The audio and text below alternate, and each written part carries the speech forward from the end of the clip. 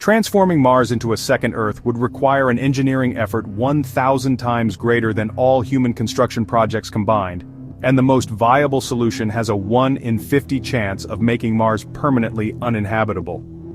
When Elon Musk famously proposed nuking Mars's poles to release trapped CO2 and jumpstart warming, it wasn't just a provocative statement, it was a dramatic underestimation of what terraforming would actually require. NASA's calculations revealed his approach would release less than 1% of the greenhouse gases needed to create Earth-like conditions. The reality is that Mars isn't just inhospitable to human life, it's actively hostile in ways that challenge the very limits of human engineering and resource capabilities. The Mars we see through rover cameras is a frozen desert, with radiation levels that would kill an unprotected human in weeks. The atmosphere is 100 times thinner than Earth's, and composed of 96% carbon dioxide. Surface temperatures average -80 degrees Fahrenheit, or -62 degrees Celsius, and can plummet to -195 degrees Fahrenheit, or -125 degrees Celsius during winter nights. The soil contains toxic perchlorates at levels that would make terrestrial agriculture impossible. Liquid water can't exist on the surface due to the low atmospheric pressure. It either immediately boils or freezes. Dust storms can engulf the entire planet for months, blocking nearly all sunlight. This isn't just an uncomfortable environment, it's a world fundamentally incompatible with human life as we know it. Creating a habitable Mars would require transformations on a planetary scale. We would need to thicken the atmosphere by at least 100 times, completely alter its composition to include breathable oxygen, raise the average temperature by at least 60 degrees Celsius, create liquid water oceans where none exist, detoxify the soil across an entire planet, and somehow shield the surface from deadly cosmic radiation. Each of these tasks alone would represent the most ambitious engineering project in human history. Combined, they create a challenge so vast that it makes building the pyramids look like assembling a child's toy. The baseline engineering challenges of simply surviving on Mars, before we even begin terraforming, exceed anything humans have ever attempted. The Martian gravity is just 38% of Earth's, meaning human physiology would change dramatically over time. Muscle atrophy, bone density loss, cardiovascular weakening, eyesight degradation, and immune system compromise have all been documented in astronauts after just months in microgravity. Mars's partial gravity would slow but not prevent these effects. Children born on Mars might never be able to visit Earth, their bodies literally incompatible with our homeworld's stronger pull. The radiation environment on Mars is particularly hostile.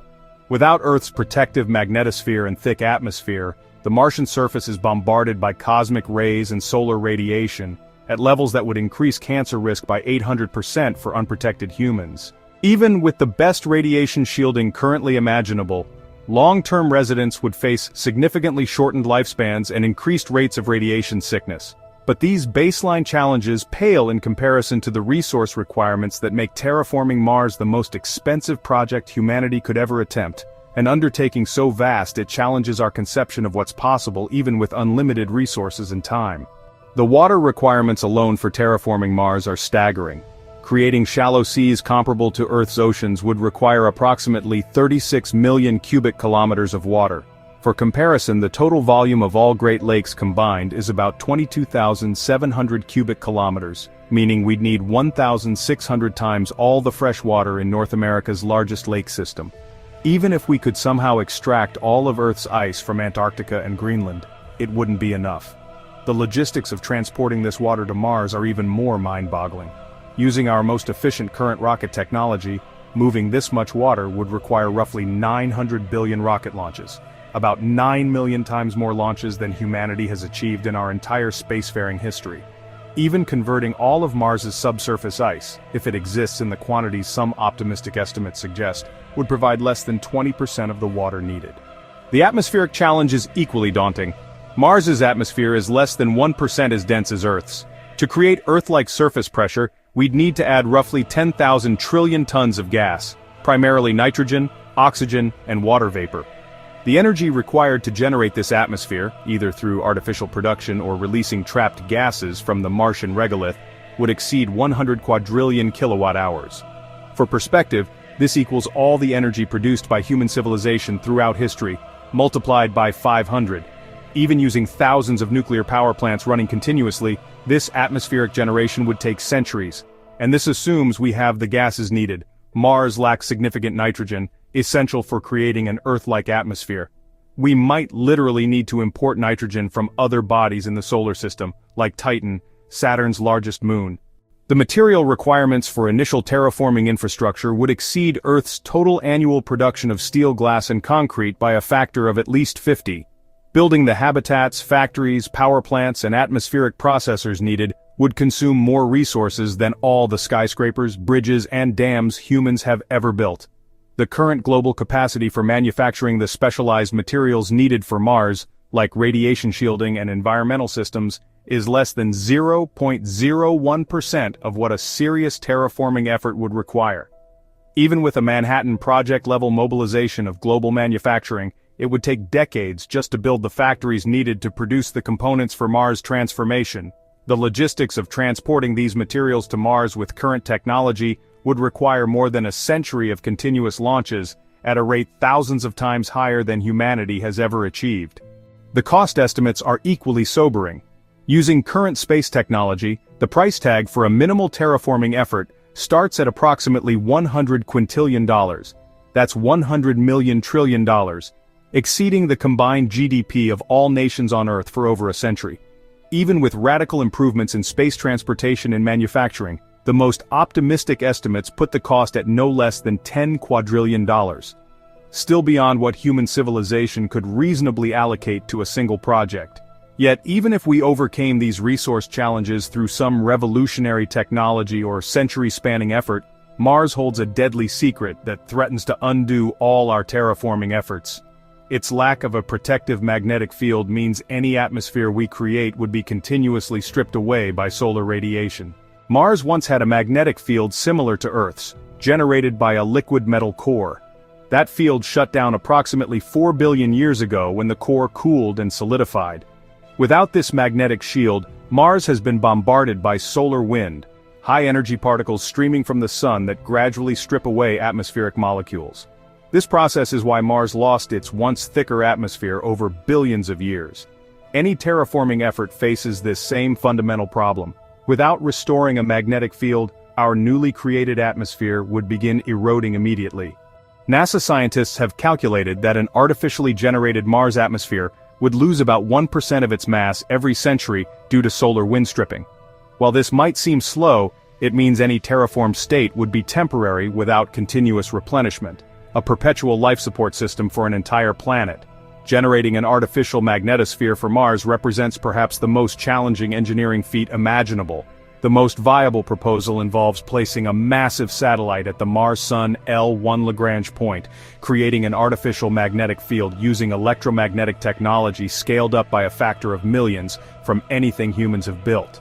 The power requirements for such a shield would exceed 200 gigawatts, equivalent to about 200 large nuclear power plants running continuously. The satellite would need to be approximately 2 to 5 times larger than the International Space Station and maintain perfect positioning despite solar flares and other space weather.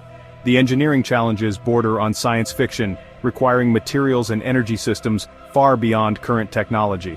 Even more disturbing is what Mars's lack of magnetosphere means for human habitants.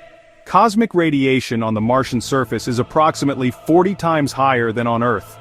Models suggest that even if we created an Earth-like atmosphere on Mars, the radiation levels would still be about 5 to 10 times Earth's background radiation due to the missing magnetic protection. Long-term residents would face significantly increased cancer rates, fertility issues, and cellular damage. The radiation would also damage terraforming infrastructure, reducing the operational lifespan of critical systems by 60 to 80% compared to Earth-based equivalents. Maintenance and replacement costs would be astronomical, requiring a continuous pipeline of new equipment from Earth or highly advanced Martian manufacturing capabilities. Most concerning is the instability of any terraformed state we might achieve. Without a magnetosphere, Mars exists in a precarious balance. Solar events like coronal mass ejections could potentially strip away significant portions of a new atmosphere in single catastrophic events. Climate models suggest that terraformed Mars would be prone to extreme weather patterns, with planet-encircling dust storms capable of dropping global temperatures by 20 to 30 degrees Celsius within days.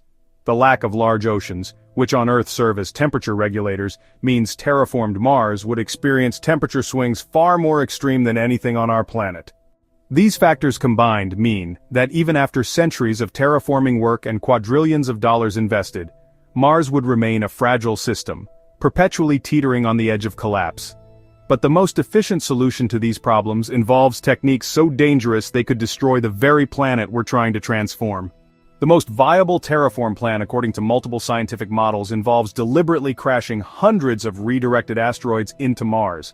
This impact approach would simultaneously address multiple challenges. The impacts would generate heat, the asteroids could be selected for useful volatile compounds like water ice and nitrogen, and the kinetic energy would help restart geological processes. A NASA-backed study suggested that impacting Mars with 40 to 50 asteroids of 1 kilometer diameter or larger could increase atmospheric pressure by 50% and raise global temperatures by 10 degrees Celsius, a significant start to terraforming. These objects exist in abundance in the asteroid belt between Mars and Jupiter, making them theoretically accessible with advanced propulsion technology.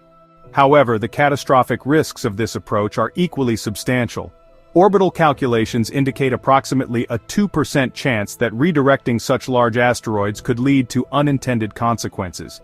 Impacts too concentrated in one region or with too much force. The Martian crust is estimated to be 20 to 30% thinner than Earth's, with fault lines that could propagate under extreme impact stress. In worst-case scenarios, excessive impacts could trigger massive fault slippages, potentially fracturing the planet's crust on a global scale. Mars' smaller size and already damaged crust make it more vulnerable to impact catastrophes than Earth.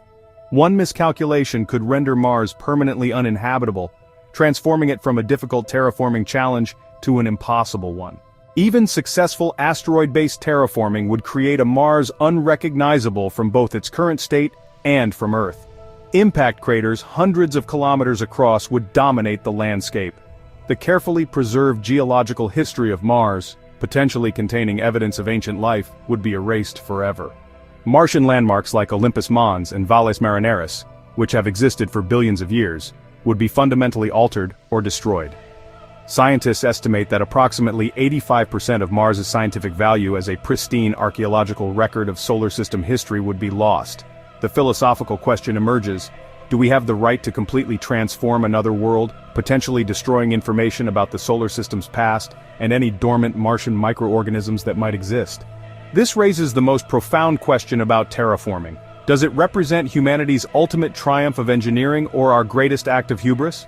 Perhaps the true cost of terraforming Mars isn't measured in resources, energy, or technology. It's measured in our approach to other worlds.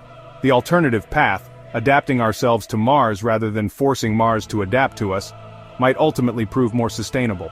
Developing closed-loop life support systems, radiation-resistant habitats, and eventually, human bodies genetically modified to thrive in the Martian environment might require less resources than planetary transformation while preserving Mars's unique characteristics. As we stand at the threshold of potentially becoming a multi-planetary species, we must ask, is our destiny to remake other worlds in Earth's image, or to evolve ourselves to embrace the diversity of environments our solar system offers? The true challenge of Mars may not be engineering at all, but rather reimagining what it means to be human on a world that will never be Earth.